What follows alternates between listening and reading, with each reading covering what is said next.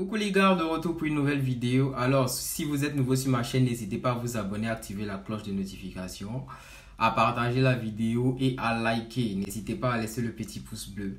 Si vous regardez mes vidéos depuis longtemps mais que vous n'êtes pas abonné non plus parce que vous n'avez pas de compte YouTube, je répète, c'est gratuit la création d'un compte. Donc, voilà, allez-y, créez un compte, abonnez-vous et partagez à vos amis. Voilà, et je rappelle en même temps qu'il y a ma structure EK France Consulting qui est de retour pour vous aider dans tout ce qui est recherche de logement, le montage de dossiers visa et tout. Même pour ceux qui veulent qu'on prenne le dossier pour la prochaine campagne, il n'y a pas de problème. Voilà, nous sommes toujours disponibles pour ça.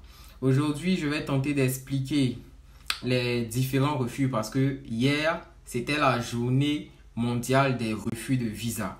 Voilà, si vous n'êtes pas dans les groupes WhatsApp, moi j'y suis, j'ai vu donc je peux témoigner. C'était la journée mondiale des refus de visa. Du coup, je vais tenter d'expliquer pour que ceux qui ont eu les refus puissent faire une nouvelle demande de visa. Parce que peut-être plein parmi vous ne le savent pas, mais on peut, à chaque fois que vous avez un refus, vous pouvez demander le visa. Voilà, vous changez juste ce qui n'a pas marché et puis vous demandez le visa.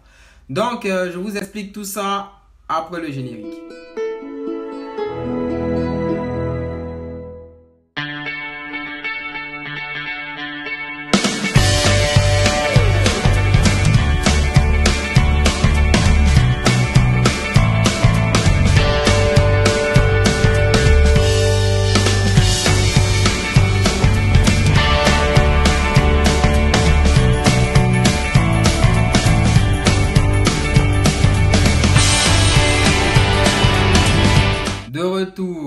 Alors déjà, ce qu'il faut savoir, c'est que les motifs de refus de visa étudiant, il y en a 7. Voilà, il y a 7 motifs de refus de visa étudiant. On va commencer par le numéro 1. Le premier motif de refus, c'est le document est faux ou falsifié. Le document de voyage est faux ou falsifié. Bon, là, il n'y a pas vraiment de magie à faire. On vous informe que votre passeport, il est faux. Dans la plupart des cas, ça arrive aux personnes parce qu'il y a vraiment des gars qui font en fait des faux passeports. Voilà, il y a certains qui font des faux passeports. Les passeports là, vous pensez que ça est là, c'est juste du papier. Non. Voilà, quand vous voyez que ça brille sur votre photo de votre passeport, en bas, il y a la carte de votre pays qui est en rouge et tout. Tout ça là, ce sont des codes. Voilà, donc le numéro 1, c'est pour ceux qui ont falsifié les passeports ou bien qui n'ont pas respecté la date limite. Et quand je dis ils n'ont pas respecté la date limite, en fait, je l'ai dit dans une vidéo, lorsque vous faites la demande de visa étudiant, le visa, il dure 12 mois. Votre passeport doit avoir une durée minimum de 15 mois. C'est-à-dire votre passeport doit être toujours valide 3 mois après l'expiration de votre visa. C'est comme ça, c'est partout dans tous les pays.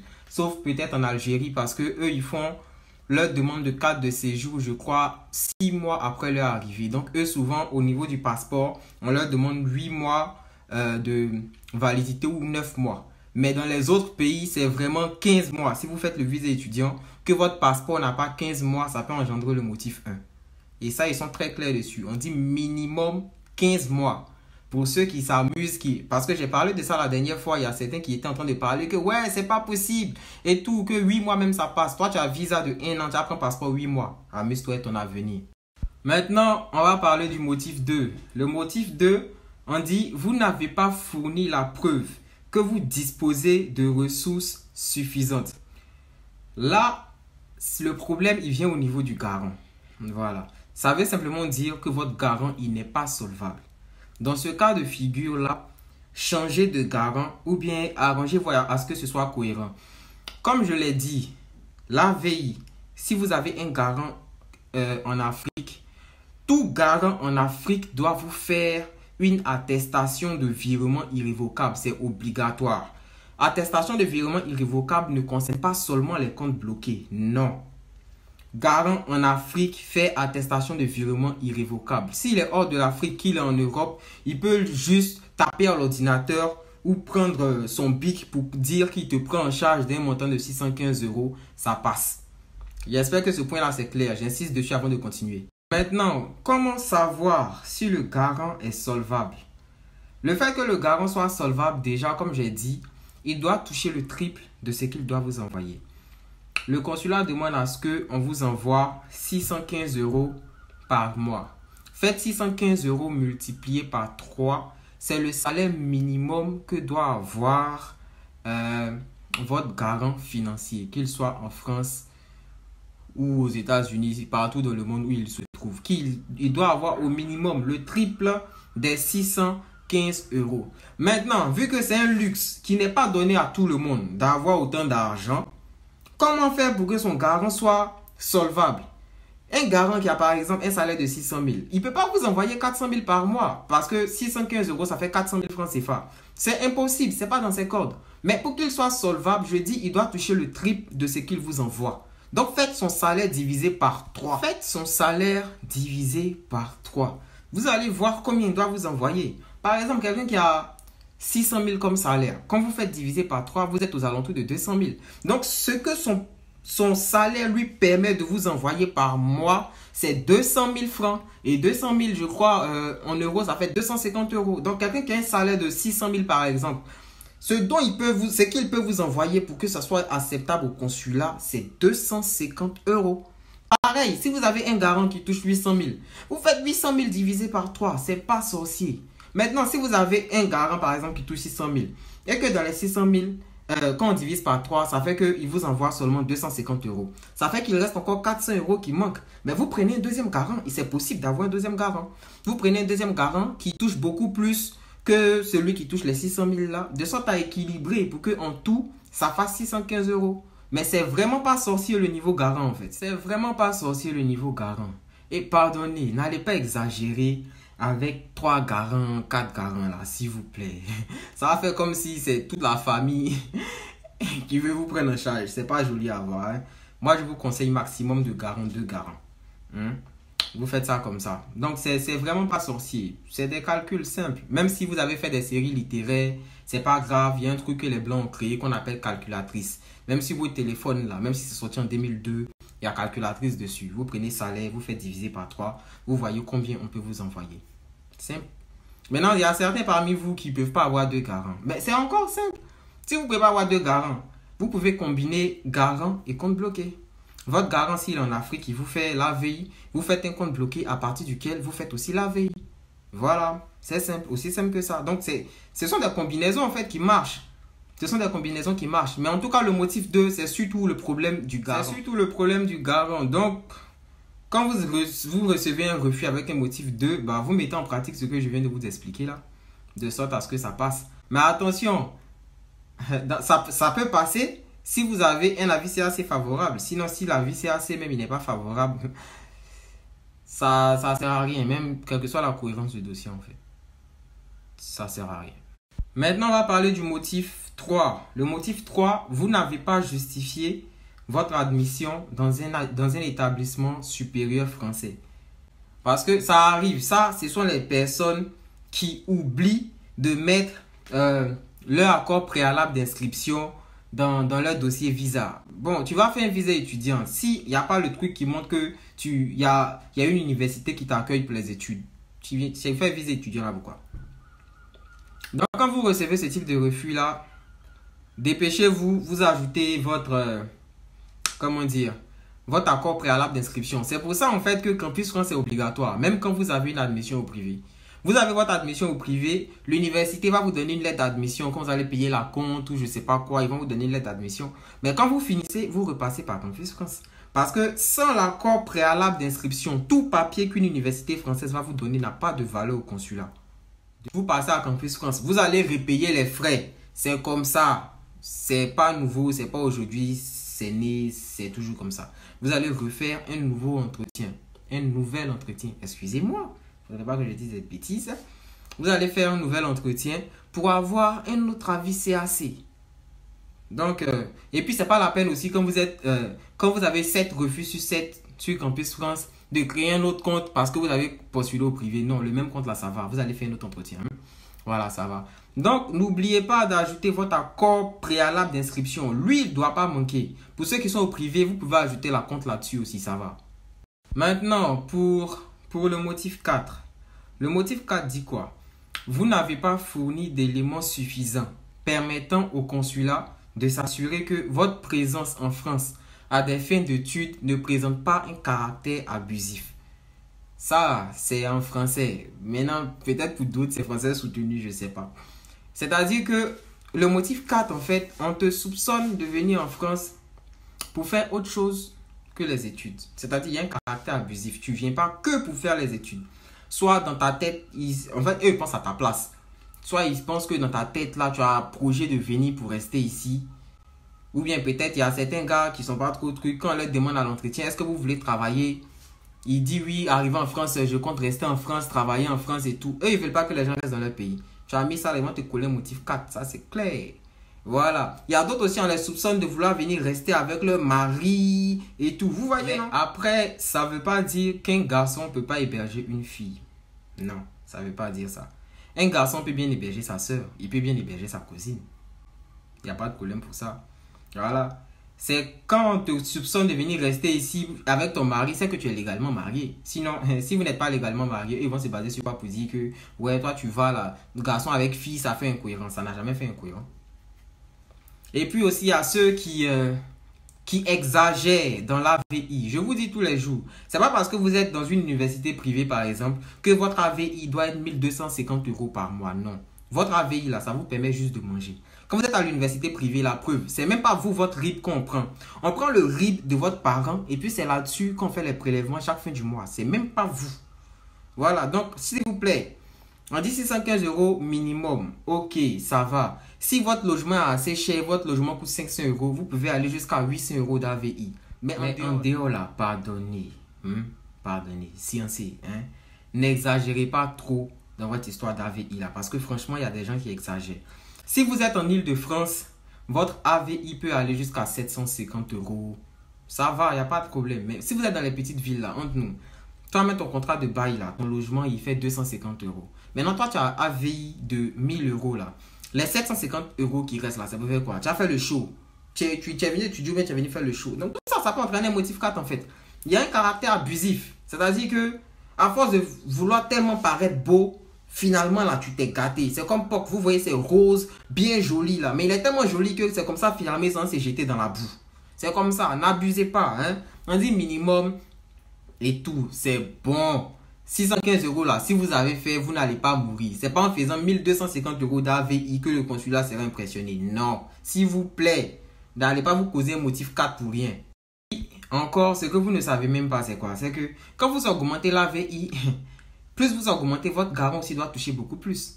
Parce que 615 €, quand on multiplie par 3, on est aux alentours de 1950 €. Vous voyez? Donc, toi, tu vas aller faire AVI de 700 € là-haut. Quand tu multiplies par 3, là, tu es aux alentours de 2100 €. Donc, il faut faire AVI de 1000 € là, tu vas voir. Tu es aux alentours de 3000 €. C'est-à-dire que si ton garant veut t'envoyer 1000 € par mois, lui-même là, il doit toucher 3000 €. Je ne sais pas si vous comprenez. Référez-vous au premier calcul que j'ai eu à faire en début de vidéo. Vous allez voir. Donc, s'il vous plaît, n'essayez pas de paraître trop beau. Le minimum là, ça suffit. Ça suffit. Sauf si vous estimez que le logement que vous avez, il coûte trop cher. Voilà. Mais j'insiste là-dessus parce que ce sont des trucs qui arrivent. Chaque année, on voit. Je parle, mais je vois. On passe au motif 5. Excusez-moi, je ne vais pas répéter textuellement ce qui est écrit parce que je n'ai pas ça devant moi. Voilà. C'est, comme on dit chez nous, là, c'est le boileau. J'essaie de retenir. Le motif 5, on dit que les documents fournis pour justifier les conditions du séjour ne sont pas complètes ou ne sont pas fiables. Ça aussi, c'est français. C'est-à-dire quoi? Tu as eu à fournir tes papiers de logement et tout. Et puis, à la fin, il y a un truc que tu as oublié. J'ai déjà fait une vidéo sur les papiers à fournir au niveau du logement. Écoutez ça très bien. Repartez sur ma chaîne, fouillez. Vous allez voir. Parce qu'un seul papier oublié dans le niveau du logement peut vous causer un motif 5. Ne venez pas me poser la question du genre, ouais, il dit, mon garant, il m'a fourni attestation d'hébergement, il m'a fourni ça, il m'a fourni ça, il m'a fourni ça, est-ce que ça passe? J'ai trop de messages, pardonnez. Donc, vidéo là, regardez, on va gagner un temps. Et puis, ce motif-là, c'est pas seulement le fait d'oublier un papier qui entraîne ce motif. Souvent aussi, lorsque vous louez un logement, par exemple, assurez-vous toujours que le logement est éligible aux APL. Parce que En général, les logements qui ne sont pas éligibles aux APL, ces logements-là ne sont pas déclarés. Alors que ici, pour mettre en location un logement, ça doit être déclaré. Parce que ouais, le propriétaire il va payer ses impôts et tout. Vous voyez un peu. Donc ça doit être déclaré. S'il n'a pas déclaré et qu'il vous met ça en location et que vous louez, comme j'ai dit là, le consulat, ils n'appellent pas comme ça. Il y a d'autres moyens de vérification. Ils ne vont pas appeler le propriétaire même. Parce que lui peut-il la déclarer alors que ce n'est pas le cas. Donc ils vont utiliser leurs moyens pour pouvoir vérifier. Si on constate que ce n'est pas déclaré, c'est que le logement il n'est pas fiable. Voilà, il n'est pas fiable parce qu'il ne respecte pas leurs conditions. Il n'est pas déclaré. Donc vous qui vous connaissez, qui sait qu'il y a quelqu'un qui loue et tout? Rien. Vous voyez un peu. Donc assurez-vous que à chaque fois que le logement est déclaré, voilà, assurez-vous de cela. Maintenant, on est au motif 5. Voilà, le motif 6, on dit vous faites l'objet d'une interdiction de retour sur le territoire français. Ça là, souvent tu es venu, tu as gâté jusqu'à ton visa a expiré, tu es resté, tu as fait les bêtises, ils t'ont repéré, on t'a chassé, tu es parti au pays. Tu souffres d'une interdiction maintenant. Voilà, tu ne peux plus faire des demandes de visa. Tu fais ce que tu veux, tu ne vas pas avoir le visa. Même si tu veux pour changer ton nom, ils vont prendre empreinte là, ça ne change pas. Tu ne pourras pas avoir le visa. Voilà. Maintenant, le motif 7, on dit vous constituez une menace. Franchement, ce motif-là, si tu as eu ça, c'est qu'on te considère comme un terroriste. Voilà, peut-être qu'ils t'ont ils t'ont ciblé dans Al-Qaïda quelque part depuis des années 60 et tout là. Voilà, on te voit comme un terroriste. Donc ça aussi c'est mort, c'est même pas la peine même d'essayer même. Tu n'auras pas le visa, c'est clair. Bien.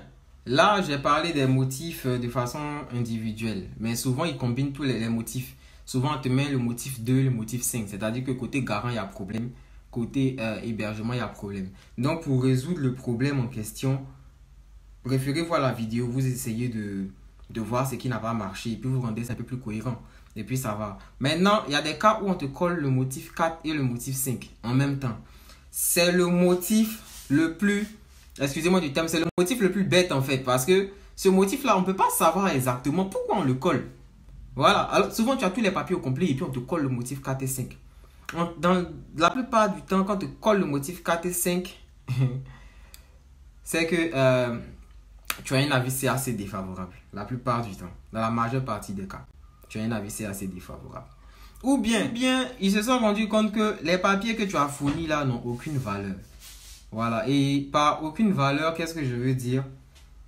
Vous savez, parmi vous, il y a certains qui achètent des papiers, vous voyez?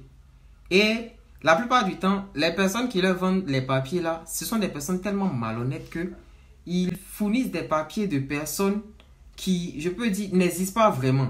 C'est-à-dire, ces personnes-là, ils prennent leur ordinateur, ils sont assis chez eux à la maison, ils pensent à comment se faire de l'argent, vous voyez un peu? Ils sont très forts en Excel, en infographie et tout. Donc, ils vont voir les modèles de trucs sur Internet. Ils essaient d'imiter un peu les fiches de paie, comment ça se fait, les factures EDF, comment ça se fait et tout. Ils regardent un peu sur Internet là, ils prennent une ville par hasard, ils essaient de voir un peu le nom de quelques habitants. Et puis, ils vous font un papier comme ça. Donc, quand le consulat vérifie, peut-être, ils vont te mettre un logement qui s'appelle, un logement peut-être qui est, je vais dire, pierre-usée, hein, un logement qui a pierre-usée. Où normalement le logement en question, le propriétaire de la maison s'appelle peut-être Jacques. Vous voyez? Mais eux, ils vont vous fournir les papiers là. Vu qu'ils ne savent pas exactement, ils se sont assis à la maison pour faire, mais ils doivent vous donner des papiers parce que vous avez payé. Le propriétaire de la maison s'appelle Jacques. Eux, ils vont mettre sur le papier que le propriétaire de la maison s'appelle Sandrine. Donc quand le consulat vérifie, eux, ils ne voient pas. Voilà, ils ne voient pas. Du coup, on vous colle le motif 4 et 5. Ce que vous avez fourni, ce n'est pas fiable. C'est un peu ça. Et... je vous dis toujours, le consulat, ils appellent rarement. Ils vérifient. Et moi, je sais comment ils vérifient. Si vous voulez, je vous fais une démonstration par là. Mais je ne vais pas parler de ça sur Internet. Parce que si je le fais, c'est malhonnêtes qui font ça là. Ils vont commencer à faire de ça un réseau pas possible pour vendre des papiers n'importe comment. Et ça, moi, je ne veux pas cautionner ça. Qu'ils fassent ça et puis ils fassent du n'importe quoi avec. Si vous voulez là, je vous fais une démonstration. Le consulat, ils appellent pas comme ça parce que vous pouvez vous entendre avec les personnes. Vous voyez, il y a d'autres moyens de vérification. Vous voulez vous faire une démonstration. Il y a par exemple une amie dont le garant travaille à Paris. Il y a le coin s'appelle le garage Coteau. Si oui, c'est le garage Coteau. Et là, on va vérifier si ça existe. Vous allez voir.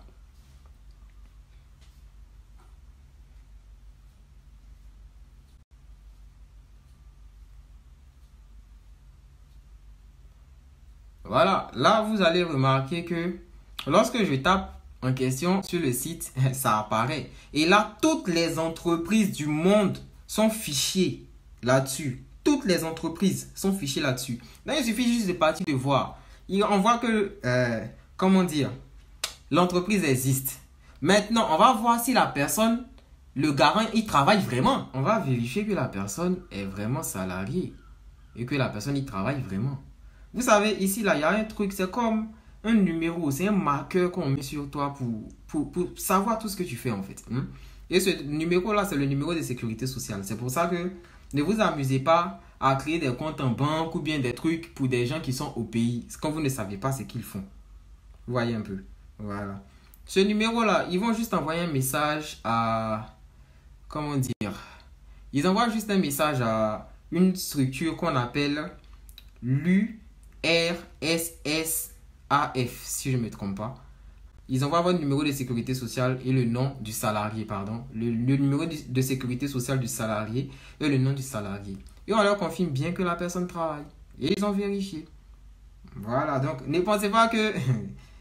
Méfiez-vous des gars avec qui vous prenez des papiers. Attention, parce qu'il y a certains qui sont vraiment des escrocs qui s'asseyent chez eux pour faire du n'importe quoi. Le consulat, ils sont pas dupes. Ils sont pas dupes du tout, hein. D'accord. Et en même temps, pour la petite information, comme je parlais de ma structure EK France Consulting, bientôt le nom de la chaîne risque de changer parce qu'on essaie de s'étendre un peu. Bientôt, je ne vais plus seulement parler de la France, je vais parler aussi du Canada pour ceux qui veulent étudier au Canada. Ma structure est en train de...